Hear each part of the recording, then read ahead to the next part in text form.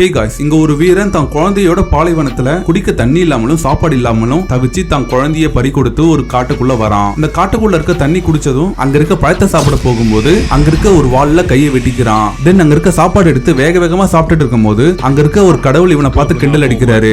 உடனே இவன் கடவுள் கிட்ட மண்டிட்டு, என் கடவுளே, உங்க சீடர்கள்ல நான் மட்டும் தான் உயிரோட இருக்கேன். நம்ம வீரர்கள் எல்லாரும் பசி பட்னியால அந்த பாலைவனத்துல இறந்துட்டாங்க. நீங்க தான் எங்களை காப்பாத்தணும்னு சொல்லிட்டு மண்டியிட, அதுக்கு அந்த கடவுள், நீங்க எல்லாரும் ஒரு சாதாரண மனுஷங்க தான், மனுஷனா பிறந்தா நீங்க எல்லாரும் செத்துதான் ஆகணும், உங்களோட இறப்ப நான் கொண்டாடிட்டு இருக்குன்னு சொல்லிட்டு சொல்ல இவன் உடனே கோபமாகி கடவுள் கிட்ட வாதாடுறான். அப்போ அந்த கடவுள் தான் கையில இருக்க பழத்தை இவன் மேல தூக்கி போட்டு, உடனே இந்த இடத்த விட்டு நீ போயிடு, இல்லனா அவன் இங்கேயே கொண்டுடுன்னு சொல்லிட்டு சொல்ல, அதுக்கு அவன் தான் கழுத்துல இருக்க கயிறை அவுத்து, இதுக்கப்புறம் நான் உன கடவுளவே வணங்க மாட்டேன், நீ எல்லாம் ஒரு கடவுளே இல்லைன்னு சொல்லிட்டு சொல்ல, அந்த கடவுள் உடனே கோபமாகி அவனை தூக்கி அவன் கழுத்து நெரிச்சு கொள்ள பாக்குறாரு. அப்போ திடீர்னு அந்த வாள் இவன் கைக்கு வந்து இவன் அந்த கடவுளை குத்திடுறான். தென் இவன் அந்த கடவுள் கிட்ட, இதுக்கப்புறம் நான் எல்லா கடவுளையும் தேடி போய் கொள்ளுவேன்னு சொல்லிட்டு அவரோட தலையை வெட்டி எடுத்துடுறான்.